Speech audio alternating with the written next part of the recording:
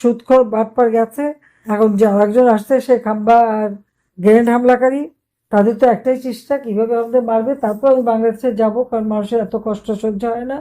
আমি গেলে যদি মানুষের কষ্ট একটু লাঘব হয় সেটা আমাকে চেষ্টা করতে হবে। আমি যাবো, সেই জন্য সিদ্ধান্ত নিয়েছি। এখন আমি সারা বাংলাদেশে কথা বলছি, প্রত্যেকটা ইউনিয়নের নেতাকর্মীর সাথে আমি কথা বলবো। এ পর্যন্ত 115টা আমি আলোচনা শেষ করেছি। 300 সিটে আসনে আমি কথা বলার পর আমি চলে যাব দেশে। যা থাকে কপালে, সে আল্লাহ বারবার আমাকে বাঁচিয়েছে, আল্লাহ সেটা রক্ষা করবে। তবে আমি কথা দিচ্ছি, ইনশাল্লাহ খোদা আমাকে বারবার বাঁচিয়েছে, এটা ঠিক। এবারও তাই।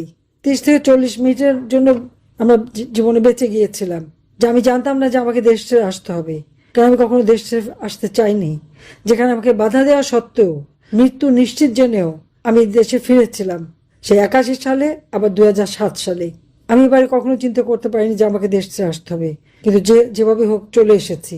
কিন্তু বেঁচে যখন আছি, আমি আছি, সবকিছু হারিয়েছি, একটু স্মৃতি নিয়ে বেঁচেছিলাম, সেটাও শেষ। কিন্তু বাংলাদেশের জনগণ আছে, যে জনগণের জন্য আমার বাবা জীবন দিয়ে গেছেন, আমার মা জীবন দিয়ে গেছেন, আমার ভাইয়েরা জীবন দিয়ে গেছেন। আমার জীবন আমি কবুল করেছি আমার দেশের মানুষের জন্য, প্রয়োজনে তাদের জন্য জীবন দেব। কিন্তু তাদের ভাগ্য পরিবর্তন করব, এই দুঃশাসনের হাত থেকে মুক্ত করব, দেশকে আবার আমরা উন্নত সমৃদ্ধ করে মানুষের জীবনে শান্তি নিরাপত্তা আমরা নিশ্চিত করবো। এটাই আমাদের প্রতিজ্ঞা। আজকেও যেমন প্রবাসে আমাকে সেই রিফিউজি হিসেবেই থাকতে হচ্ছে, কিন্তু আমি বিশ্বাস করি আমি ফিরে আসবো খুব তাড়াতাড়ি। কারণ দেশের মানুষের এই কষ্ট, এই দুঃশাসনের কবল থেকে দেশের মানুষকে মুক্ত করা, আজকে দেশের মানুষের যে অর্থনৈতিক কষ্ট, সেই কষ্ট দূর করা। তরুণ সমাজ আজকে কাজ পায় না, নারীদের উপর প্রতিনিয়ত অত্যাচার নির্যাতন চলছে, কিন্তু বিচার চাইতে পারে না। নারী শিশু বালিকা তারা ধর্ষিত হচ্ছে। আসলে বাংলাদেশটাই ধর্ষিত হচ্ছে, বাংলাদেশটাই আজকে একটা জঙ্গি সন্ত্রাসের রাজত্বে কায়েম হয়েছে। কাজে এই দুঃশাসন থেকে দেশকে মুক্ত করা, দেশের মানুষের ভাগ্য পরিবর্তন করে আবার মানুষের জীবনে শান্তি নিরাপত্তা ফিরিয়ে আনা, এটাই আমাদের প্রতিজ্ঞা। প্রত্যেকটা এলাকায় আমাদের নেতা কর্মীদের উপরে যে অত্যাচার নির্যাতন চালাচ্ছে, এরা মনে করেছে যে এভাবে নির্যাতন করে আওয়ামী লীগকে দমাতে পারবে। আওয়ামী লীগ নিষিদ্ধ, আওয়ামী লীগ কাজ করতে পারবে না, আওয়ামী লীগকে ভোট করতে দেবে না। কেন? যে হারে সন্ত্রাসী কর্মকাণ্ড তারা চালাচ্ছে, আওয়ামী লীগের একটা তৃণমূলের নেতা কর্মীও রেহাই পাচ্ছে না। তাদের ঘর বাড়ি ভেঙে দেওয়া, দোকানপাট ব্যবসা প্রতিষ্ঠান নষ্ট করা, আগুন দিয়ে পুড়িয়ে দেওয়া, বাড়ির মা বোন ছেলে মেয়ে কাউকে তারা ছাড়ে না। গায়ে হাত তোলা, মারা, হত্যা করা, খুন প্রতিনিয়ত চলছে।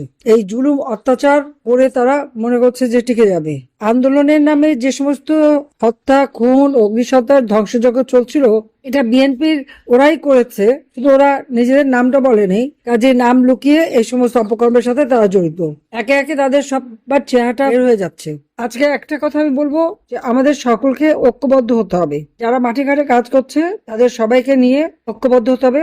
ইউনিয়নের 2 কমিটি থাকবে, সব কমিটি ভেঙে নতুন করে কমিটি করতে হবে। আর সেই সাথে এই উপজেলার কমিটিও, এবং সহযোগী সংগঠন প্রত্যেকটা এলাকায় দেখতে হবে যে সংগঠনগুলি আছে কিনা, সেই সংগঠনগুলি করে দিতে হবে। যারা এখন মাঠে ঘাটে কাজ করে, জীবনের ঝুঁকি নেয়, যাদের বিরুদ্ধে মামলা মোকদ্দমা, তাদেরকে আজকে সামনে নিয়ে আসতে হবে। কারণ যাদের সাহস আছে, পরিস্থিতি মোকাবেলা করার যোগ্যতা রাখে, তাদেরকে দিয়ে কাজ করাতে হবে, সেইভাবে সংগঠন করতে হবে। আজকে আমার অবাক লাগে যখন শুনি সেনাবাহিনী যে আমাদের আওয়ামী লীগ নেতা কর্মীর উপর হামলা করে। কেন? যে ওরা বলে যে জেলে ফাঁসি দিত আর ফায়ারিং স্কোয়াডে দিয়ে মারতো, সেটা ভুলে গেছে তারা, তাদের সেই ইতিহাস জানা নাই। একমাত্র আওয়ামী লীগ আসার পরে তো আমরা প্রত্যেকটা সেক্টর উন্নতি করেছি। শিক্ষা দীক্ষা, ট্রেনিং, বিদেশে কর্মসংস্থান, শান্তিরক্ষা মিশনে বাংলাদেশ 1 নম্বরে ছিল, এখন কোথায় আছে? এমনকি সে কঙ্গো থেকে আমাদের পুলিশ কন্টিনজেন্ট ফেরত পাঠিয়ে দিয়েছে বিভিন্ন জায়গায়। এখন তো সেখানে যাওয়ার সুযোগ পাচ্ছে না। দেশের ভাবমূর্তি আন্তর্জাতিক ভাবে নষ্ট করে দিয়েছে, যেটা ছিল উন্নয়নের রোল মডেল, আজকে আর সেটা নাই। আর লাশের তো অভাব নাই, গুম খুন হত্যা প্রতিনিয়ত।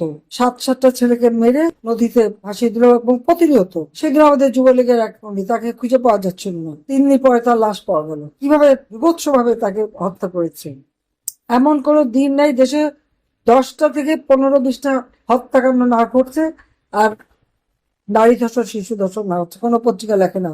আজকে এইরকম একটা দুর্বিষহ অবস্থার মধ্যে দিয়ে দেশ যাচ্ছে। আমাদের সংগঠন আমরা আরো শক্তিশালী করব এই জন্য যে বাংলাদেশের জনগণ আজকে ঘরে ঘরে হাহাকার। একটা দিন মজুর যা কামাই করছে, একবেলা খেতে পারে না, পরিবারকে খাওয়াতে পারে না। আর আওয়ামী লীগ আমলে তিন বেলার খাবার কিনে আমিষ কিনেও তার হাতে টাকা থাকতো। এটা কৃষি শ্রমিক যেটা কামাই করতো তা দিয়েও আওয়ামী লীগ আমলে অন্তত 11-12 কিলো চাল কিনে চলতে পারতো। এখন তো সেটাও তার করার উপায় নাই। এখানে একটা কথা বলি সবাইকে, যারা এই আপনাদের বাড়ি ঘরে আগুন দিয়েছে, পুড়িয়েছে, ব্যবসা প্রতিষ্ঠান পুড়িয়েছে, প্রত্যেকের নাম ঠিকানা সবকিছু রেখে দিতে হবে। যারা লুটপাট করেছে, এই লুটের মাল কোথায় রেখেছে সেগুলি খোঁজ নিতে হবে, এবং যারা লুট করছে লুটের মাল ফেরত দিতে হবে তাদের। আর তারা এটা যেন ভুলে না যায় যে সম্পদ তাদেরও আছে। একজনের উপর ঢিলটা মারলে পাটকেলটা খেতে হয়। কে বাঁচাবে? যাদের কথা নিয়ে চেয়েছে তারা আসবে না, এটা মাথায় রাখতে হবে। নিজেদের সর্বনাশ নিজেরা ডেকে নিয়ে আসছে। কারণ আমি 15 বছর 7 মাস ক্ষমতায়, আমরা তো কখনো এইভাবে জুলুম করিনি কারো উপরে। দল যে খুশি দল করবে করবে, আমরা মানুষকে যখন সহযোগিতা করেছি মানুষ হিসেবে করেছি। তো যাক, আমি এটুকু বলবো যে আজকের সময় এসে গেছে। হ্যাঁ, অতীতে যে কে কি করছে সেগুলি ভুলে যে এখন যারা মাঠে আছে কাজ করছে সবাইকে নিয়ে সংগঠনটাকে শক্তিশালী করতে হবে। সাধারণ মানুষ, কৃষক, শ্রমিক, দিনমজুর, রিক্সাওয়ালা, ভ্যানওয়ালা, গাড়িওয়ালা, সমস্ত সাধারণ মানুষরা আমাদের পাশে। ব্যবসায়ীরা, আমার সবাই দলমত নির্বিশেষে ব্যবসায়ী ব্যবসা করতে পেরেছে। আজকে চাঁদা দিতে দিতে তাদের নাবিশ্বাস উঠছে, সে বিএনপি করুক যেই করুক। বিএনপির এক নেতা চাঁদা দিতে অপারগতা জানানোর ফলে তাকে তো বিএনপির নেতারাই পাথর দিয়ে মেরে মেরে হত্যা করলো। কাজে এটাই হচ্ছে তাদের চরিত্র। আর রক কাটা, এ তো জামাতের কাজ, হাত কাটা, রক কাটা। এরা কোনো মানুষের কল্যাণ করতে পারে না, কল্যাণ করতে জানে না। কাজে এখানে একমাত্র আওয়ামী লীগ আছে দেশের মানুষের ভাগ্য পরিবর্তন করতে পারে। আওয়ামী লীগ আছে দেশকে উন্নত করতে পারে।